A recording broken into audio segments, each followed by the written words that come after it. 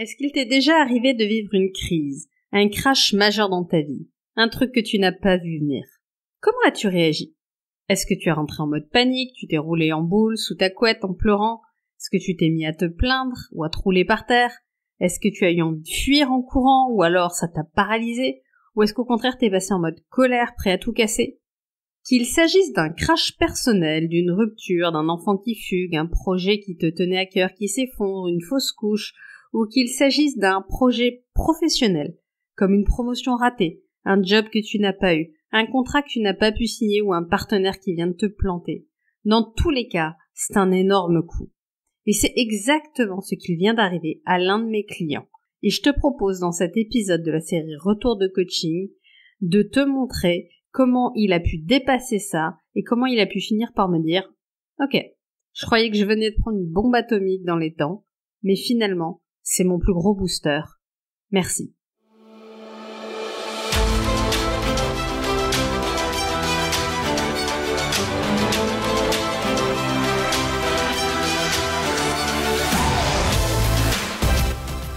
Bonjour à toi, bienvenue dans ce nouvel épisode de la série Retour de coaching. On va débriefer ensemble, comme je te le disais dans l'annonce, ce qui s'est passé pour l'un de mes clients. Il m'a donné son accord, évidemment je vais donner l'anonymat en changeant le prénom, mais je vais vous partager sa mésaventure. Et le plus important, c'est pas sa mésaventure, c'est comment il en est ressorti grandi avec de nouvelles perspectives. Cet épisode de podcast, au départ, je l'avais prévu il y a quelques temps.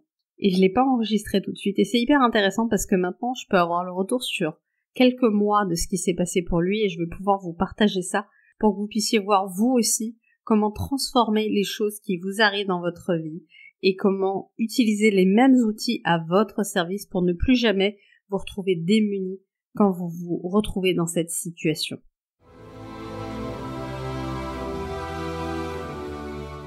Bonjour, je suis Magali Wagner, je suis coach, entrepreneur et investisseuse. Au quotidien, j'accompagne ceux et celles qui veulent s'accomplir dans tout ce qui compte pour eux à se créer une vie inspirante, sécurisante, empreinte de légèreté et de liberté. Je les aide à clarifier ce qu'ils veulent vraiment et qui a du sens pour eux et à trouver et à mettre en œuvre les stratégies les plus efficientes pour l'obtenir en se délestant de leurs freins intérieurs et extérieurs.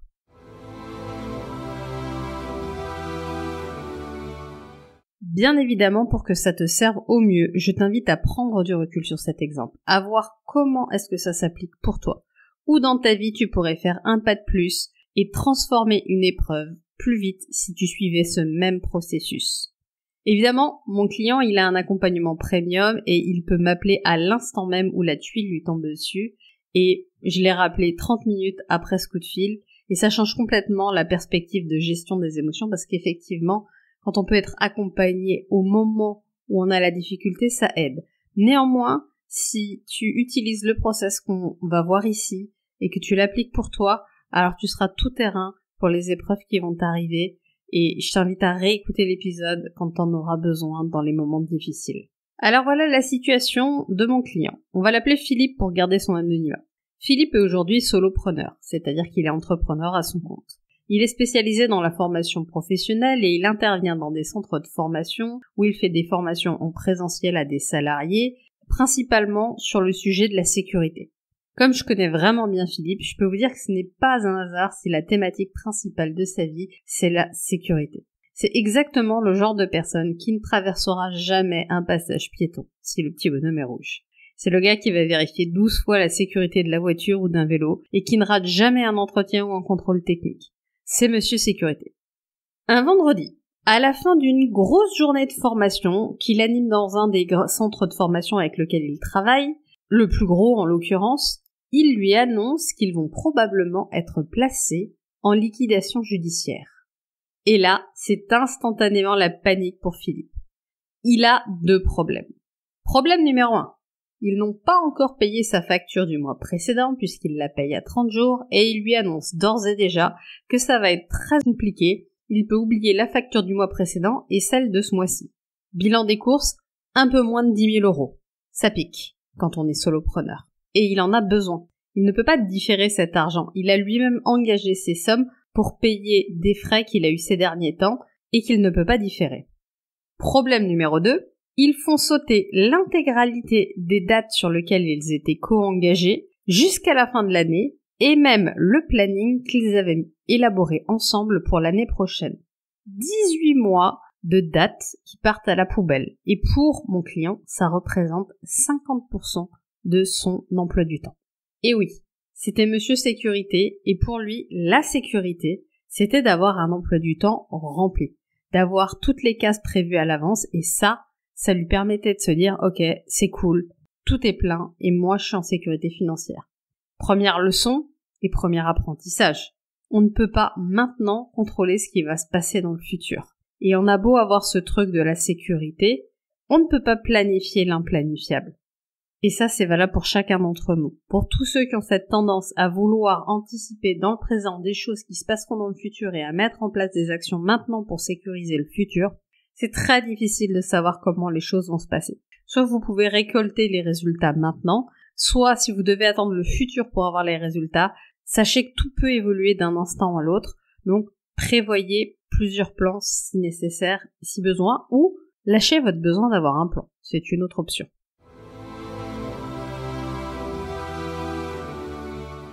Au moment où j'ai Philippe au téléphone, il est clairement en panique, il est basculé en mode survie, il vient d'appeler jusqu'à ses proches pour savoir si des gens dans son entourage vont pouvoir assurer financièrement et lui filer un coup de main. Le fait est que Philippe, ce soir-là, j'avais un rendez-vous avec lui et que la veille, il l'avait annulé parce qu'il voulait aller à la fête de l'école de ses enfants.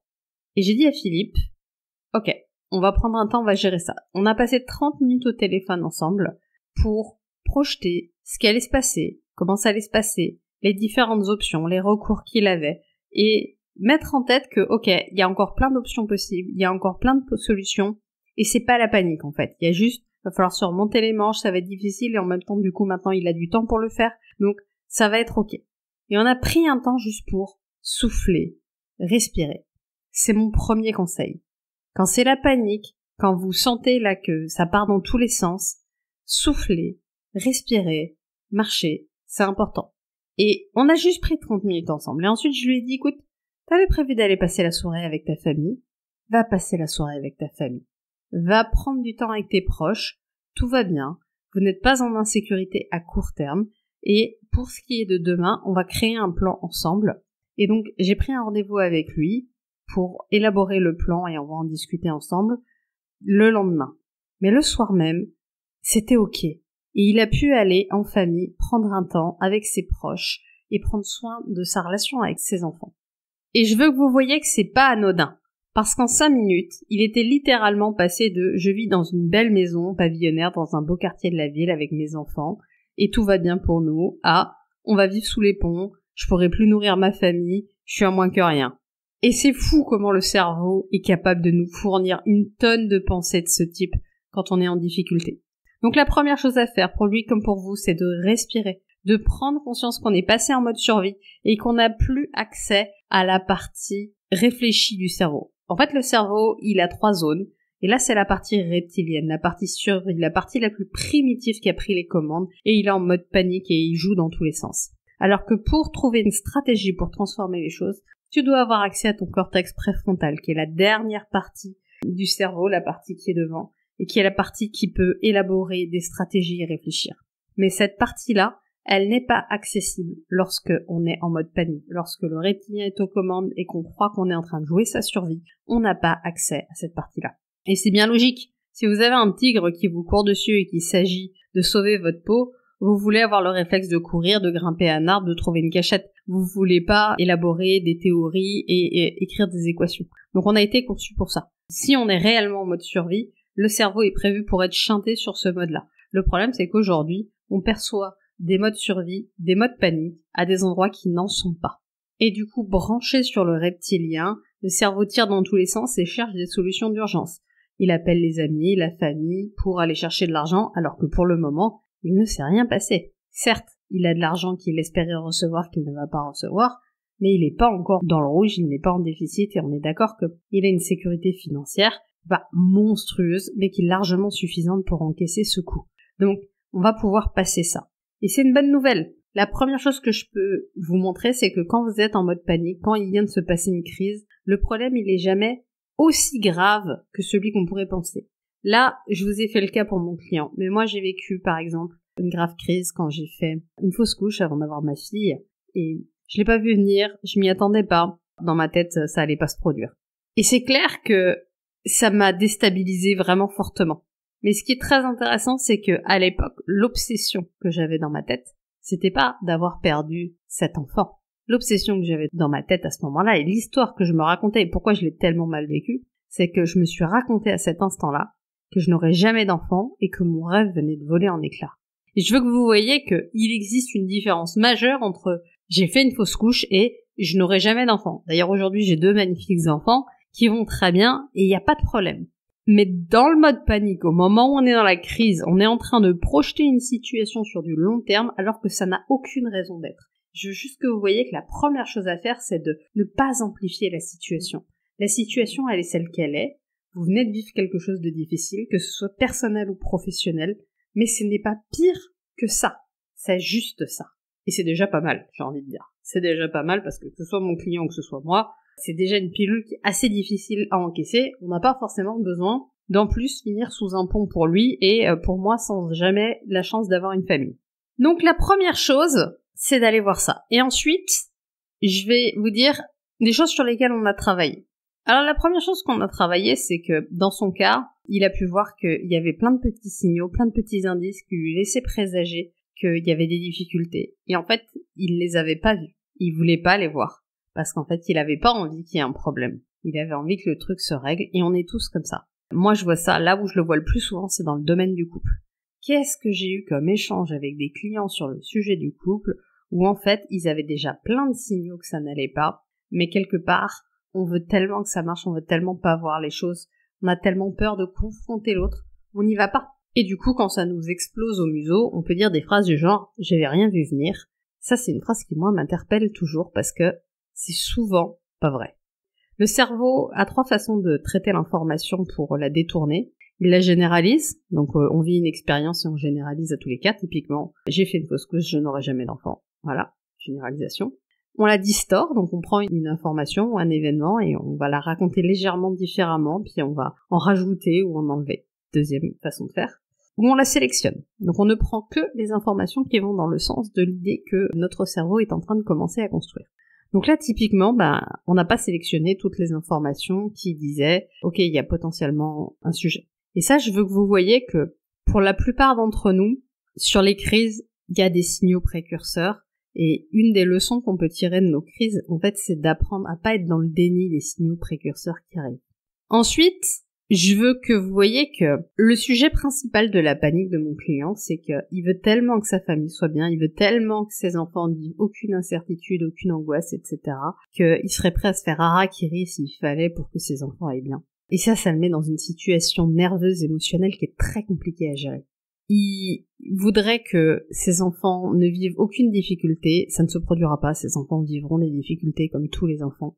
Et ce bruit-là amplifie aussi le problème. Et je veux que vous voyez que pour la plupart d'entre nous, il y a des choses comme ça. Moi, j'ai des choses comme ça avec mes enfants aussi. Il y en a, c'est par rapport au business, d'autres, c'est par rapport à l'argent. Mais on a tendance à amplifier les bruits, en fait, par rapport au fait qu'on voudrait une vie idéale, une vie agréable, une vie sans tension pour nos proches. Donc, je vous recommande vraiment de faire attention en fait, à ce que vous projetez et que vous voulez protéger, voir tous les avantages et les inconvénients. C'est assez drôle. Il a voulu protéger ses enfants d'une tension financière, etc. Et là, il en a vécu une belle et il a vu que bon, ça générait pas de soucis et il relevait super bien la tête. Mais il n'y a pas de hasard en fait. On peut pas choisir d'avoir que de l'ordre dans sa vie et pas de chaos. C'est comme tous ces gens qui veulent anticiper le futur et contrôler le futur. C'est pas possible. Le futur, il sera tel qu'il sera. Moi, j'ai absolument pas la possibilité de vous dire où j'en serai dans 2, 3, 4, 5 ans. Par contre, j'ai très envie de vivre l'aventure et de voir où tout ça m'amène. J'ai conscience que rien n'est jamais acquis et je suis ok pour vivre le jeu, en fait.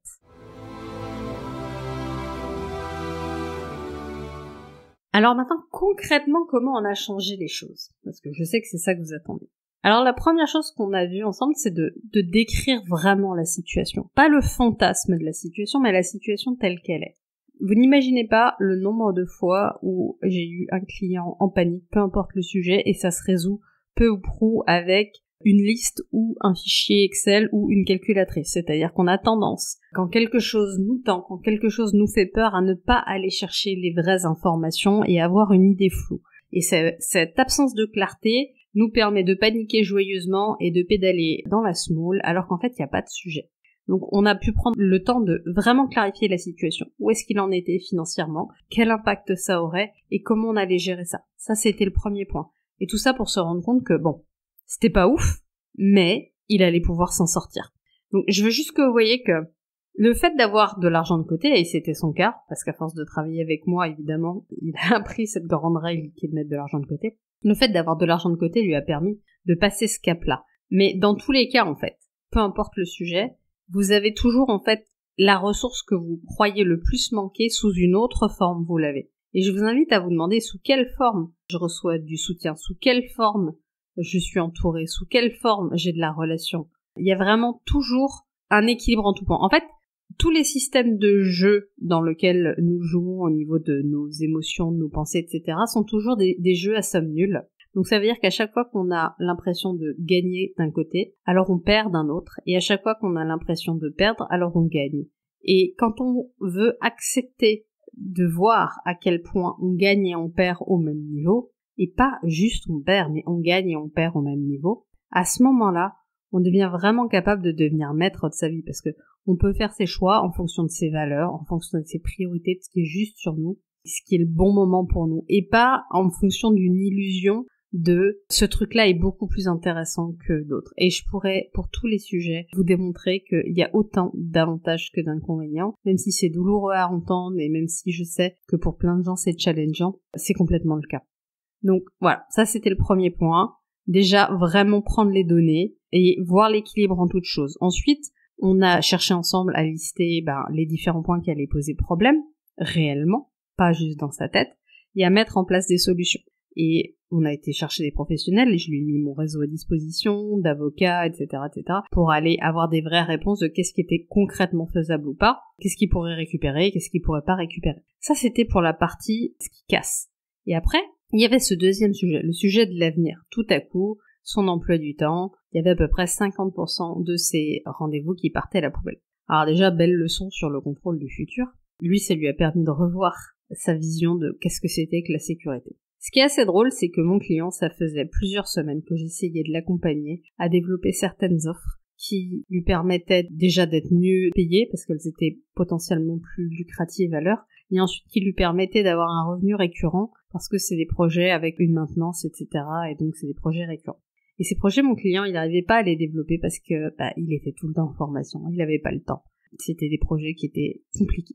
Et c'est là où maintenant, avec le recul, on est quelques mois plus tard, je peux vous dire, aujourd'hui, il n'a pas re-rempli la totalité de ses créneaux de formation. Il en a rempli une partie, mais pas la totalité. Mais par contre, ces autres projets qu'il avait dans un coin de sa tête et qu'il n'arrivait pas à développer, il a réussi à les développer. Non seulement ça a remplacé le chiffre d'affaires perdu, mais en plus ça lui amène un revenu récurrent pour l'avenir, qui fait que quand il aura trouvé son régime de croisière, en fait il va littéralement gagner plus. Aujourd'hui il gagne autant, mais en fait sa perspective c'est d'avoir plus. C'est de se développer, c'est d'avoir de nouveaux réseaux, c'est d'avoir mis en place d'autres sécurités avec d'autres relations, et d'avoir plusieurs piliers de rentrée d'argent, ce qui va lui permettre de vivre plus sereinement. D'ailleurs c'est assez intéressant parce que quelques mois auparavant, mon client avait envisagé de travailler qu'avec ce gros client et on avait discuté ensemble de la sécurité d'avoir plusieurs fournisseurs, plusieurs providers. Et clairement, je vous invite à avoir plusieurs clients, à avoir plusieurs fournisseurs, à avoir plusieurs artisans, à avoir plusieurs tout en fait. Ayez plusieurs banques, ayez plusieurs coachs, ayez plusieurs je ne sais pas quoi. Mais en tout cas, si vous êtes dépendant d'une personne, vous ne pouvez pas faire des choix éclairés en fait. Vous pouvez faire des choix éclairés et alignés avec vous qui vous sécurisent que si vous avez différentes options. Et je veux que vous voyez que dans le cas de mon client, ça s'est transformé en j'ai plus de temps pour mes enfants, je gagne autant qu'avant, j'ai plus de temps pour moi pour aller faire du vélo parce que c'est un grand cycliste.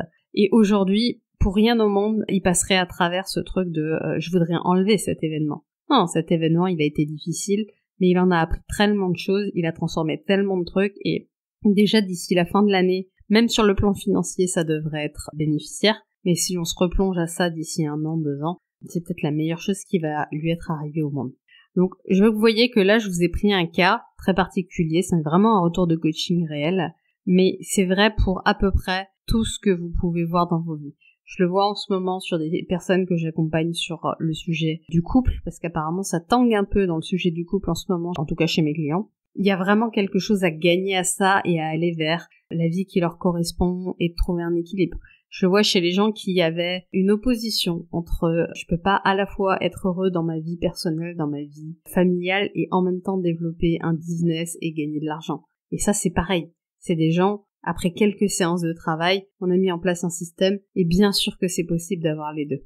Donc, je veux que vous voyez qu'à chaque fois que vous vivez quelque chose de difficile, une vraie crise, vous avez deux possibilités. Possibilité numéro 1, vous vivez le truc hyper mal et quelque part, ça a juste été une souffrance gratuite parce que vous n'arrivez pas à en retirer quelque chose et vous avez mal au quotidien et vous ne pouvez pas sortir de là. Et pour ceux pour qui c'est toujours le cas pour quelque chose dans votre vie, je vous invite vraiment à vous faire accompagner. Ça peut être par moi, ça peut être par quelqu'un d'autre, mais trouvez quelqu'un qui va vous aider à transformer ça. Parce que la deuxième équipe, c'est l'équipe de ceux qui, certes, ils ont vécu quelque chose de difficile, certes, ça a été douloureux, mais ils l'ont transformé. Ils en ont fait quelque chose, ils ont appris des choses, ils se sont renforcés, ils vont changer des choses à l'avenir, et ça va tout changer. C'est la différence entre une personne qui va faire une relation amoureuse qui va pas fonctionner, puis une deuxième qui est différente, et puis à la troisième ou la quatrième va finir par, trouver ce qui lui correspond. Et puis ceux qui vont me dire qu'ils rencontrent toujours le même type de personne et qu'ils comprennent pas pourquoi et qu'ils se retrouvent toujours dans le même type de situation. Si tu te retrouves toujours dans le même type de situation, c'est qu'en fait, t'as pas réellement appris quelque chose de la situation précédente. T'as considéré que tout était de la faute de l'autre, ou en tout cas que t'avais pas un paramètre que tu pouvais changer, et quelque part t'as pas repris ton pouvoir en te disant si je change tel paramètre dans le choix que je fais, ou la manière avec laquelle j'interagis, etc., alors les résultats seront différents. Et c'est Einstein qui disait c'est de la folie d'espérer un résultat différent en faisant toujours la même chose, et je vous invite à voir que nos vies, c'est du mouvement, c'est changer les choses, c'est changer les approches et s'adapter jusqu'à trouver des solutions.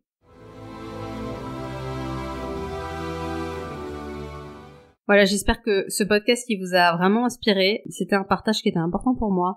Je veux vraiment faire passer cette idée que il existe une solution pour tout, il existe une possibilité de transformer toutes les difficultés que vous avez, et à chaque fois que vous vivez une crise dans votre vie, c'est une opportunité extraordinaire de vivre un tremplin. Il y a toujours tremplin au même niveau que la crise, et je vous invite vraiment à mettre votre focus dessus. Vous pouvez transformer les choses. Je vous rappelle, petit 1, on respire, on retrouve l'accès à son cortex préfrontal, il n'y a pas de panique à avoir, c'est extrêmement rare qu'il faille réagir dans l'urgence, en règle générale vous avez le temps, donc soufflez, retrouvez l'accès à vos pensées. 2, vous voyez réellement quelle est la situation, pas la projection du pire que vous êtes en train de vous raconter, mais la vraie situation, et rendez-vous compte la plupart du temps qu'elle n'est pas aussi catastrophique que vous la racontez. Et petit 3, ensuite, cherchez des solutions réelles à ça, mais pas les solutions d'avant, en fait. Voyez en quoi c'est un tremplin. Voyez ce que vous avez gagné dans cette histoire. Voyez ce que vous avez appris. Voyez ce que vous pouvez faire grâce à ça que vous ne pouviez pas faire avant. Cherchez les opportunités. Vous voyez déjà où sont les faiblesses. Donc, cherchez les opportunités. Je vous garantis qu'il y en a toujours au moins autant que des difficultés sur le chemin. Je vous souhaite une excellente semaine. J'espère que ce podcast vous a inspiré, vous a plu. N'hésitez pas à me laisser un commentaire, un message ou une note si vous êtes sur un podcast. Et je vous retrouve la semaine prochaine. À bientôt. Ciao.